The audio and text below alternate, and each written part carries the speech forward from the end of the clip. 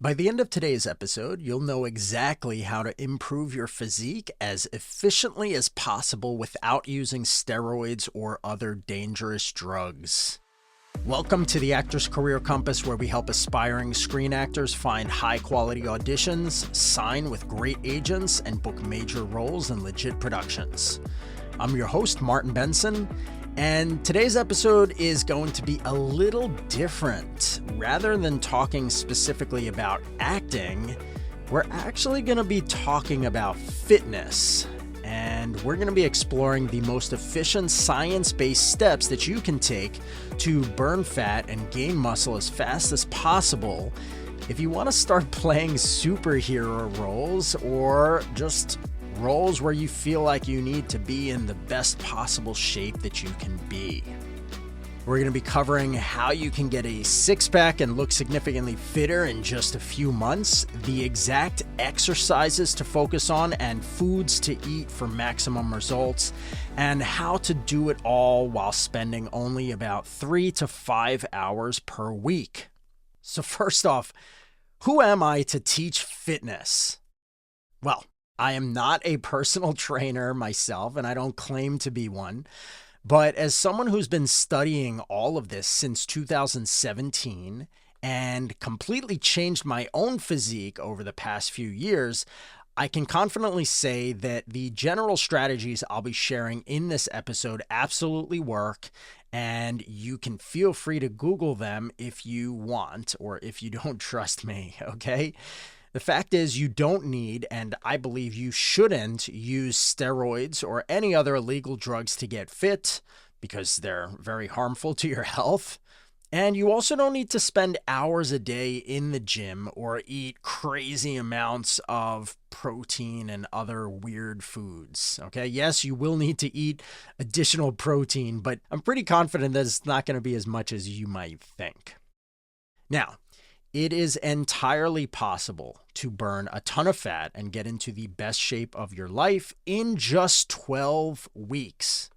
And the nice thing is that you'll start seeing visual results if you follow the plan I'm going to give you exactly. You'll start seeing visual results in the mirror after just 2 to 4 weeks. Now, of course, my disclaimer here is that before you start any workout plan or completely changing your diet, you should always consult a licensed doctor. I am not giving medical advice. I am not a doctor, but this is what I've learned from studying and implementing it all in my own life. That said, let's get into it. So, there's two main things that we're going to talk about here. One is workout and the other is diet. Okay, so let's start with talking about workouts. We're going to do this as simple as possible. So all you really need is 3 days per week. And you should ideally have access to a gym or somewhere that has weights that you can continuously increase over time as you get stronger. Here is how the workouts should look. So ideally, you want to schedule your workouts with at least one rest day in between each workout if you're doing 3 days a week. So potentially it could be Monday, Wednesday, and Friday. The first of your days should be focused on pushing exercises. The next should be pulling exercises, and the third should be legs. Okay, so here's a sample plan workout you can follow. You can tweak any of the exercises if they're painful or you don't have access to the right equipment. But if you can do these, then just keep it as is, okay? So for instance, Monday would be your pushing workout. You would just do flat bench press, incline dumbbell press, flat close grip bench press, and a weighted barbell crunch. Okay, so your flat bench press and your incline are going to work your chest and arms a bit. Your flat close grip bench press is going to work your triceps, which is the backs of your arms, and then your weighted barbell crunch is going to work your abs. On Wednesday is pull day. You're going to do deadlift, which is where you stand up, you put the bar on the floor, and then you just stand up lifting the weight, and that works your back really well and your legs. It's pretty much an all-body exercise. Then you're going to do dumbbell row, which works your back really well, and then curls, which works your bicep muscles on the front of your arms. And then Friday, leg day, you'll do squats, then something called Romanian deadlifts, which is great for the backs of your legs. And then finally, standing barbell calf raises, which is going to work your calf muscles. For any of the exercises that I listed that you're unfamiliar with, you can just do a simple Google search and see exactly what they are. You can also look to see videos of the proper form, because it is very important that you make sure your form is correct. If you don't, you can either injure yourself or you'll wind up finding that the correct muscles are not actually being worked and other muscles are. Like, for instance, if you do bench press wrong, where you flare out your elbows, you'll be working your shoulders and not really your chest. Your shoulders will get huge and your chest will stay small. And that's what happened to me for years. So make sure that you're doing the form properly. I've outlined the exercises and sort of the days that you're going to be doing them. But here is the key that most people don't know about, and it's called progressive overload. So for each of the exercises that I listed, you're going to find a weight that you can start with and comfortably do 8 reps with. Okay, so 8 reps is going to be the number of reps that is sort of your goal. And let's just do an example right now. So let's say with bench press that you start by putting a 25-pound weight on each side of the bar, right? You're laying down, you're doing bench press, you have 25s on each side. The bar weighs 45, so that's a total of 95 pounds, right? Now, if you can lift that 95 pounds of weight for 8 reps, then what you'll do is you'll increase the weight by adding 5 more pounds to each side. So in your next set, you would be lifting 105 pounds, not 95 anymore. And maybe then you're only able to get 6 or 7 reps. And that's okay, because the next time you're going to do that exercise the following week, you'll be starting at 105 pounds instead of 95. And who knows, you might be able to lift all 8 reps that time. And then you'll increase the weight again, adding 5 more pounds to each side. So the total is going to be 115 instead of 105. And that's progressive overload, which essentially means that you're consistently adding more weight over time, and that is the number one driver of muscle growth. In between your workout sessions, your muscles are going to be recovering and getting stronger each time. And as they get stronger, they're going to grow. And then next time you work out, you'll be able to do more reps or heavier weight.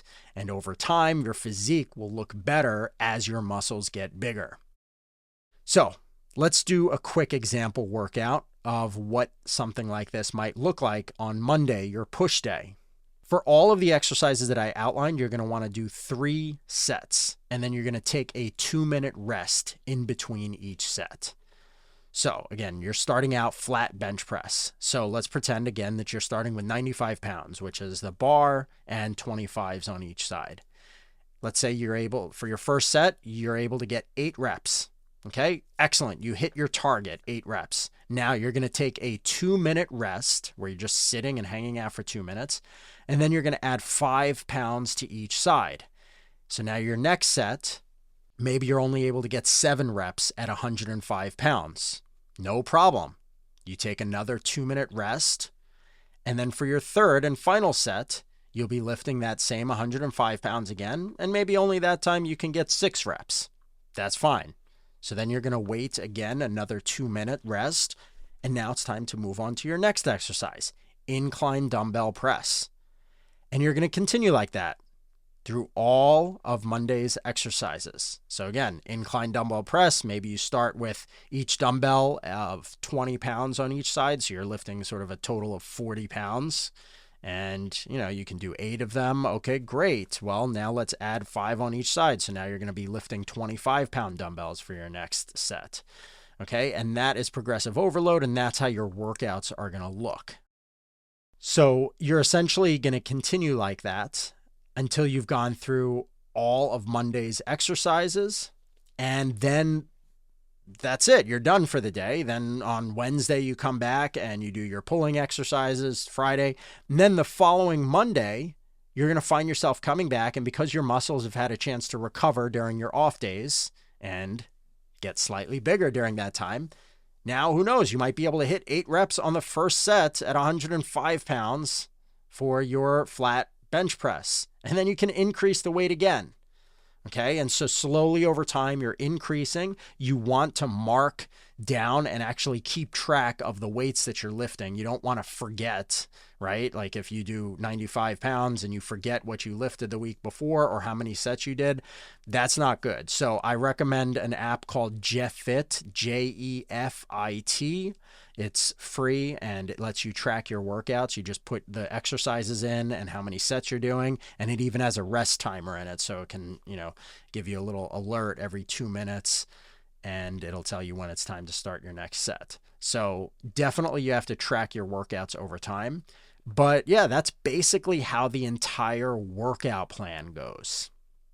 I strongly recommend that you avoid getting bogged down in complicated rep schemes or things like drop sets or other weird hacks that you might hear about on YouTube or other online resources. Simple progressive overload that I outlined is more than enough to get you really amazing results over time in the gym. The more strict you are, the better your results will be over time. And this applies both to your workouts and your food, which we're going to talk about in a minute.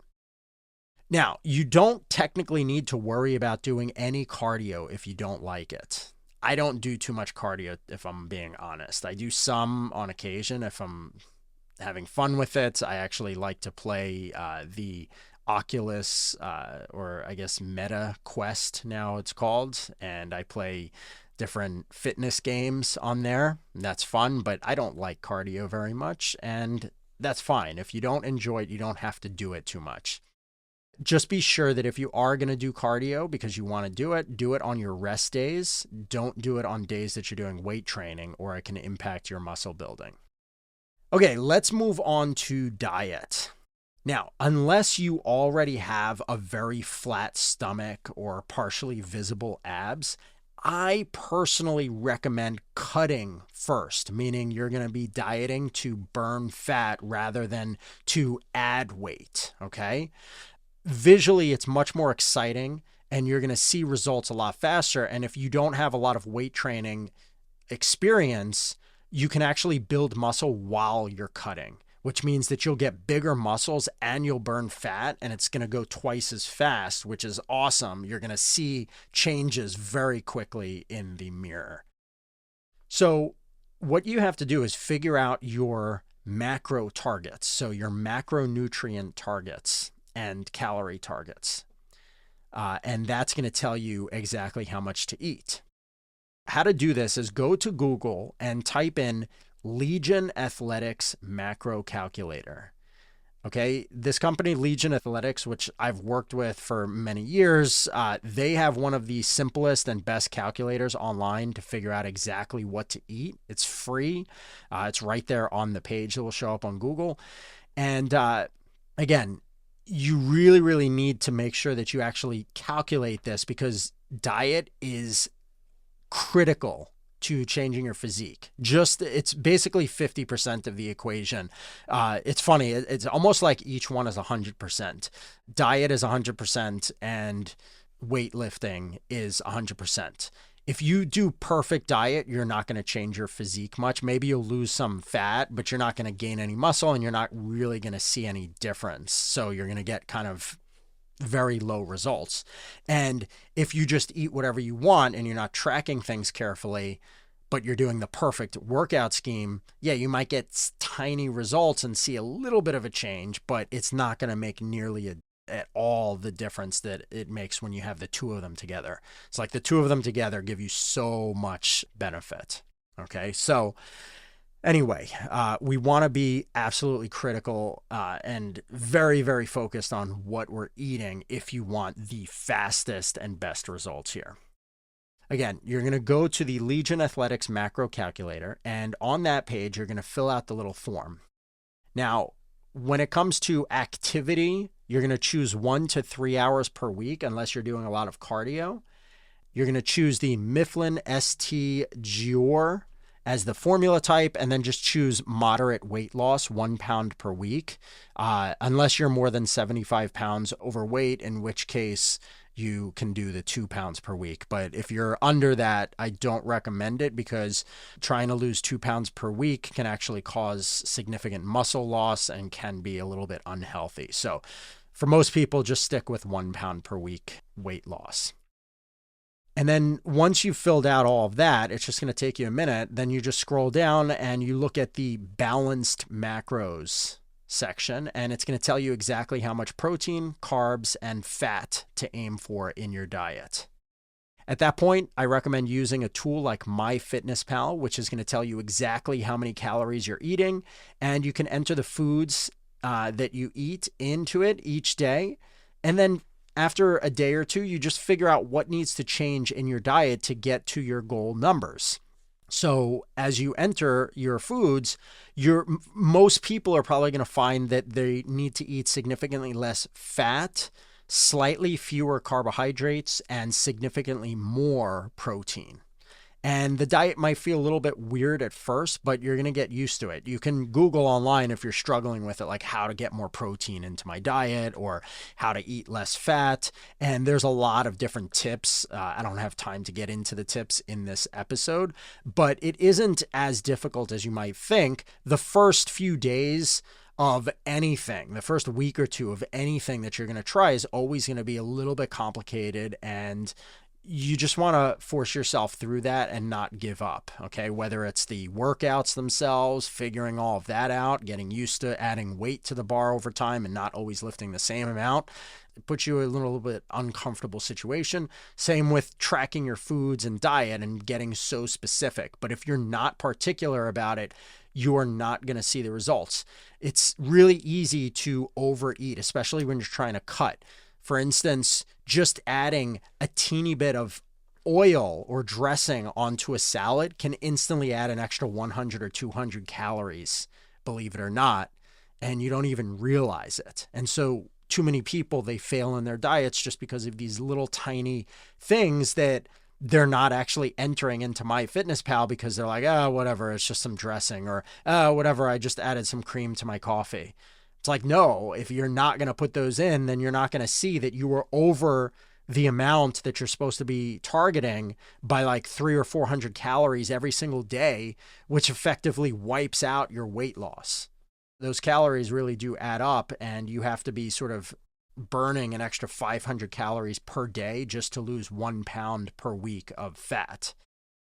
Now, I do want to say before I wrap up here that losing 1 pound per week of fat might sound a little bit disheartening. Might be like, oh my gosh, I feel like I have to lose 30 pounds. Is this really going to take me like more than half a year? The fact is that's not actually the case. In most cases, even losing 5 to 10 pounds of fat, and if you're doing this for 3 months, you're going to lose about 12 pounds of fat. It makes a big difference visually, because a lot of times the weight that people lose is actually water weight, and you might lose 5 to 10 pounds of water weight in that time, and then another 12 pounds of actual fat. And fat is obviously what takes longer to burn, but it really makes a major difference. You start seeing the shape and the definition of your muscles, and all of that stuff starts coming out as the fat falls off over those few months. So even if you think that you're 30 pounds or 40 pounds overweight or something, in 3 months, you could lose 10 to 15 pounds of water plus another 12 pounds of fat and see a very amazing visual difference. Anyway, in terms of diet, just to kind of give you a little bit more around that. Again, as I said, it might feel a little bit weird or annoying at first to have to calculate things and try to figure out how to eat properly.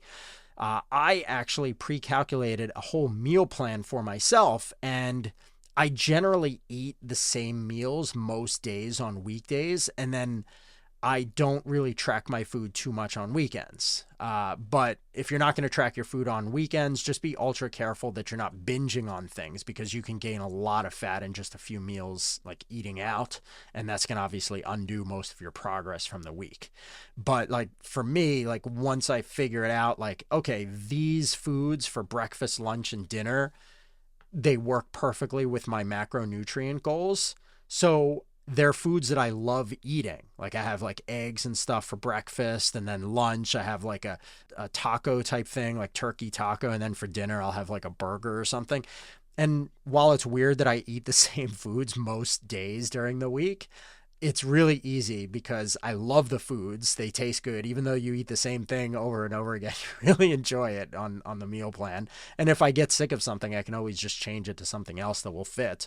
But it just makes it easy. I don't even have to think about what am I going to eat for lunch today, and I can make my meals at the beginning of the week and just freeze everything and then bring them with me if I'm going somewhere and I have them and they're just good to go and I know I'm hitting my targets perfectly. So meal planning can definitely help make it easier, but it's really up to you. As long as you're going to track things and do your best to follow it. One other personal piece of advice that I could give you, if you find that you struggle with overeating, like for me, I love eating a lot of food at night and I have more self-control in the mornings. Potentially you could skip breakfast or just have a protein shake, let's say, for breakfast so that you get some protein in right away. And then you'll save calories that you can eat later in the day. So then you can have a bigger dinner or lunch if that's your big meal, so to speak. So that's just kind of like a little tip to make it easier so that you don't feel like you're starving yourself at dinner and you're going to go to sleep hungry, right? So that's pretty much all there is to it.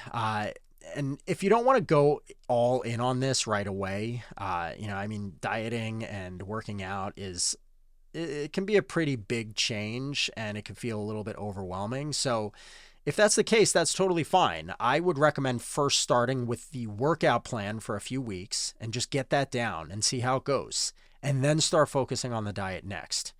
Trying to do everything at once can be complicated and it can make you give up if you mess up too often.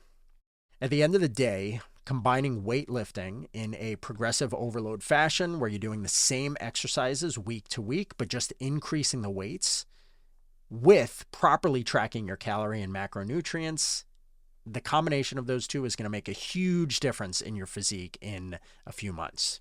And you're going to see the results in just a few weeks. As I said earlier, I recommend that you start by cutting so that you can start seeing a lot of muscle definition and you'll get a confidence boost, and that will keep you in it for the long run. Quick wins like that are really critical for staying motivated. And finally, one last tip. If you find it difficult to get enough protein, you should consider buying some protein shakes. Optimum Nutrition and Legion Athletics make great quality whey protein. You can also do vegan protein if that's what you are on as a diet. And one supplement that is extremely beneficial for almost everybody, some people are non-responders, but most people, is called creatine.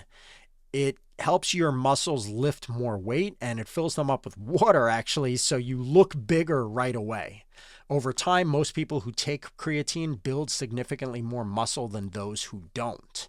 Creatine is legal and it's perfectly safe. Tons and tons. It's pretty much the single most studied molecule at this point, fitness molecule. And people who take it, doctors, like everybody pretty much says that it's perfectly safe. There are occasional situations where you don't want to take it if you have certain kidney issues, etc. But you should speak to your doctor again before starting any workout routines or taking supplements. I am not a doctor, but feel free to also Google these things if you want more information. So thanks for listening to this very long episode all about fitness. I know it's something totally different than what we normally do, but I feel that fitness is important if you want to book certain types of roles. If you want to dive even deeper on how your physique and your look can impact the roles that you book, I highly recommend checking out my podcast called Understanding Type and How It Impacts Film and Acting Auditions, which is episode number 17. You're going to learn a lot and you're going to have a much better understanding of how your physique and other physical attributes affect the kinds of roles that you can book. Check it out again, episode number 17, Understanding Type and How It Impacts Film and Acting Auditions on the Actor's Career Compass. Thanks so much.